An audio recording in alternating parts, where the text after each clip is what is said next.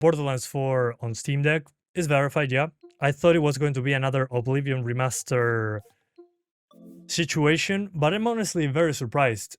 I mean, when it comes to what Valve says, in this case it does make sense. It says all functionality is accessible using default controller. That's correct. Game shows Steam Deck controller icons, yes. In-game interface text is legible on Steam Deck. They have 3 options for size of the UI, so that's working pretty well. And they say this game's default graphics configuration performs well on Steam Deck. The thing is, again, performs well on Steam Deck, it's in the air. We don't know what this means. They don't say, oh, it's 20 FPS at 100p or 60 FPS at 800p. They just say performs well. They don't say exactly what that means. Performs well can be 30 FPS with stuttering, like Oblivion Remastered. It can be, I don't know, like Dragon Age The Veilguard, that is barely 30 with stuttering at ultra performance upscaling, which is less than 300p. And I want to thank Instant Gaming for sponsoring this video. Instant Gaming is a website to get cheaper games for PC, PlayStation, Xbox, and Nintendo Switch with 24/7 support.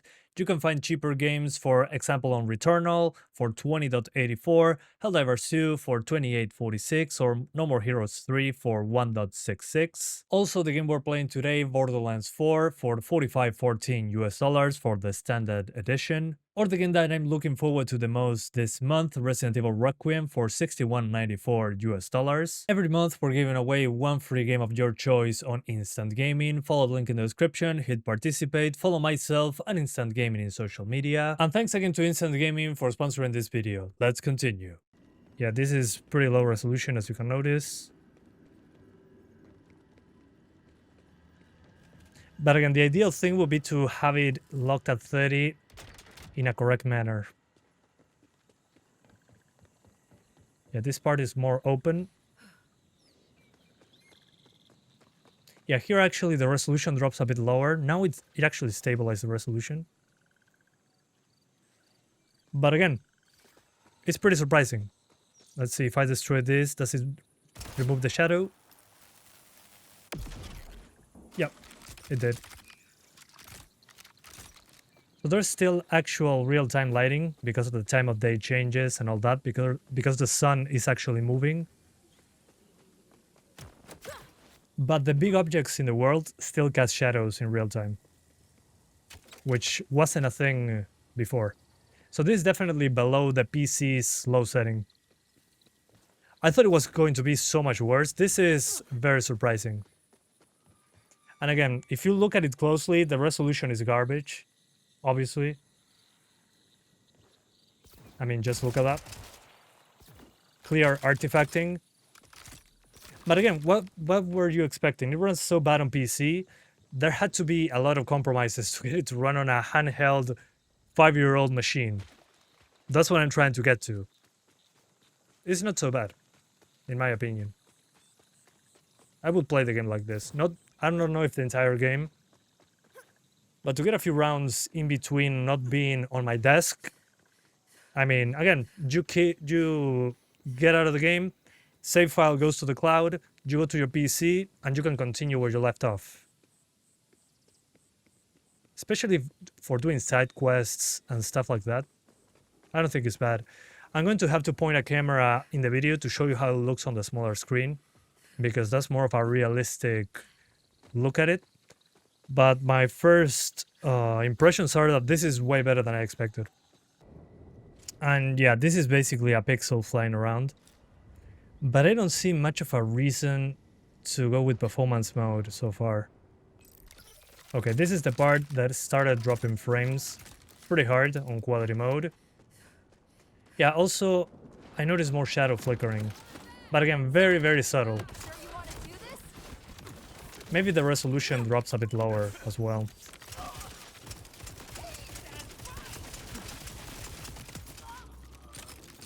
But so far, both options work well. Okay, here we go again.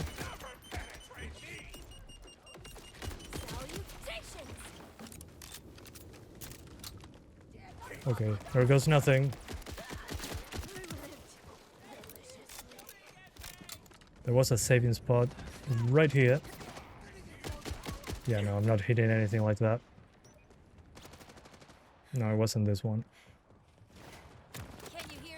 Most games have to be done faster with easier methods. Yep.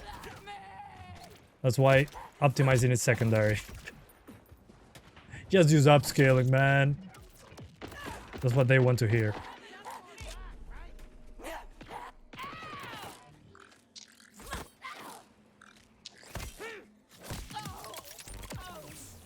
But anyway, performance mode, I wouldn't say I recommend it. It does have worse draw distance, less grass, but the resolution doesn't seem that different to me.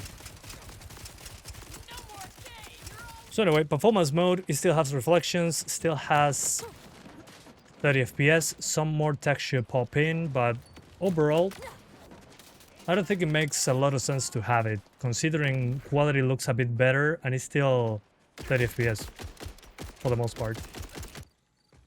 Yeah, there's a lot of ghosting. Or smearing on the screen. It's hard to explain. I mean, it does look smooth, but it feels horrible to play like this. So, I mean, if you're into that sort of thing, sure, why not? But there's a lot of smearing on the image. Ghosting. Artifacts. And it kind of makes sense because the game is already pretty visually a low resolution. So sometimes those broken pixels from stuff into the distance make the artifacts more apparent. So yeah, it works, but again, not my cup of tea. But it's a choice. Drunken effect, yeah, kinda. It's weird. This is one of those instances where you probably don't want frame gen.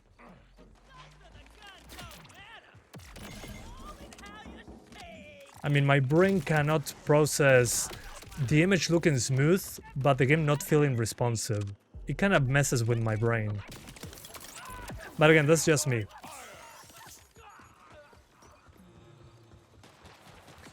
To try handheld, yeah, but not on stream, unfortunately. I'll have to do it for the video. So yeah.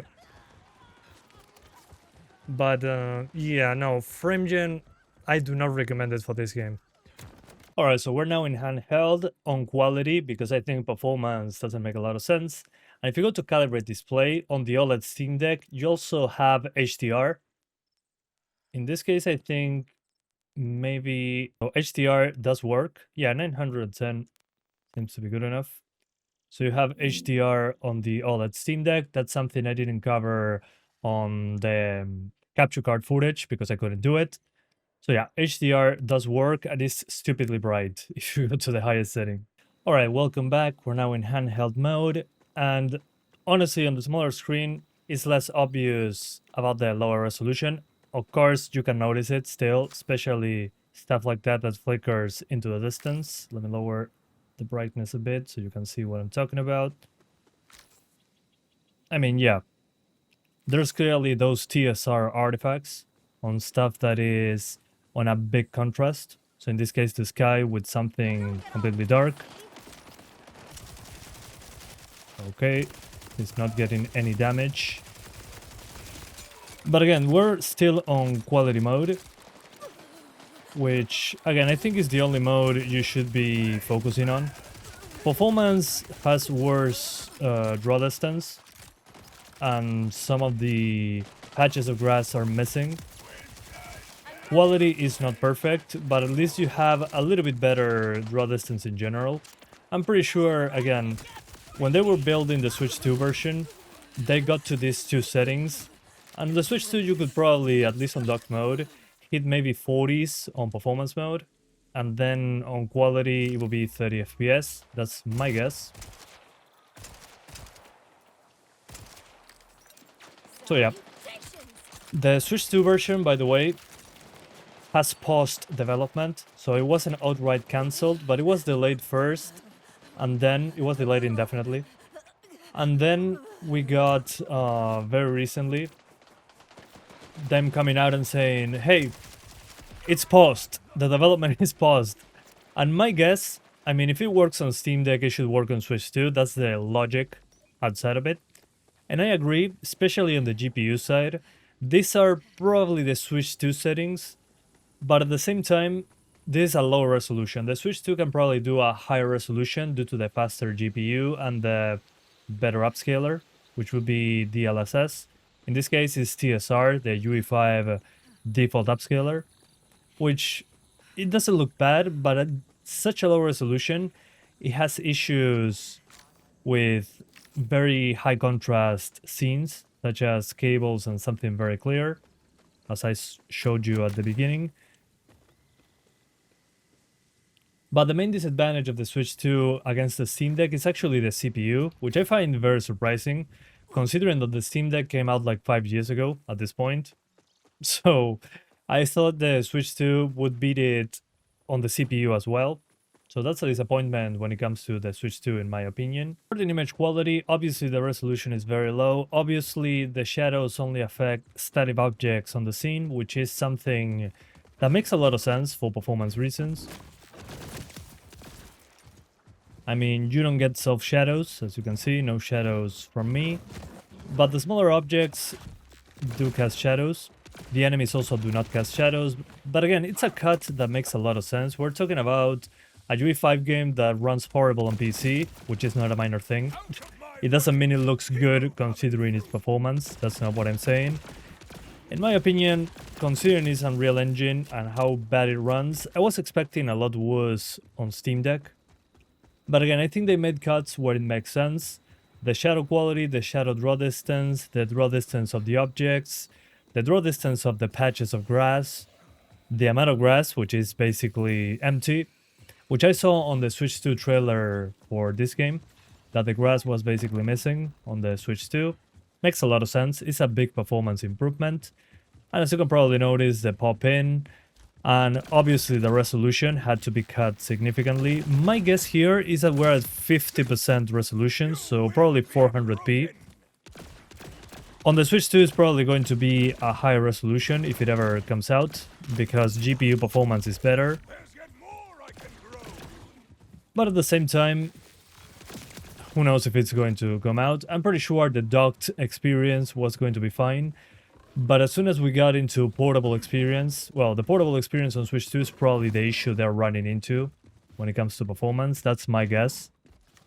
Especially on the CPU side, that can be a big problem. One thing that I do have to note is that it's hard for me to see the enemies into the distance. At this distance I see them, but a little bit farther away it's hard for me to tell. So that's something to do with the smaller screen. So in that regard, I think Valve... Yeah, the text is legible, don't get me wrong, but it feels a little bit small. I'm... Yeah, maybe an arm's length away from the Steam Deck. Maybe that's a little bit too far away. But the enemies are a little bit small. At least the ones that are like, what, 10 meters away? A little bit further maybe. To do with unlock frame rates. This is basically on the OLED, maybe 2 hours of battery. If you lock it to 30, it should be a bit longer. And let's try and use a lower TDP, maybe 12 watts, and see what happens. So if we force 12 watts, let's see if it can hold 30 FPS. This should give us a bit more battery life, hopefully. But yeah, at 12 watts, at least right now, it seems to be okay. Let's do more combat.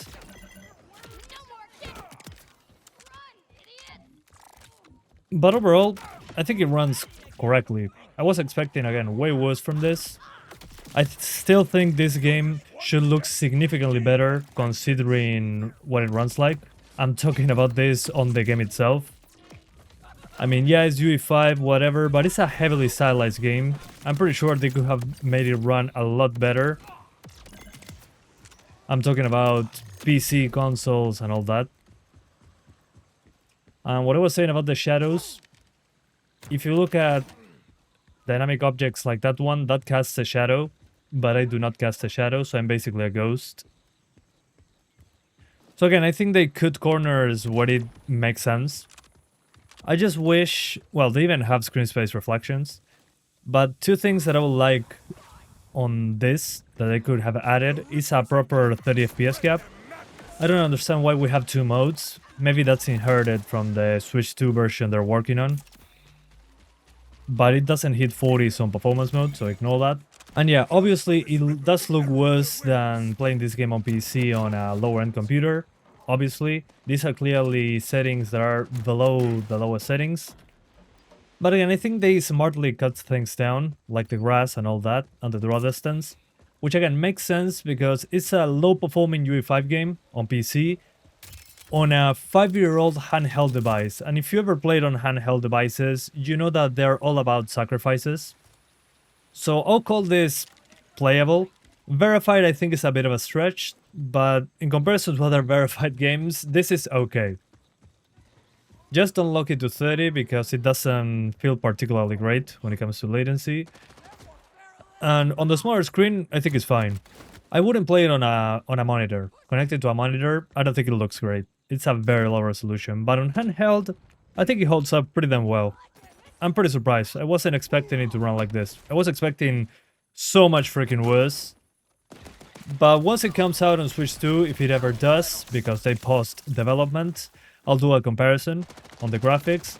I'm pretty sure the Switch 2 will have the same graphical preset as this, but with a higher resolution.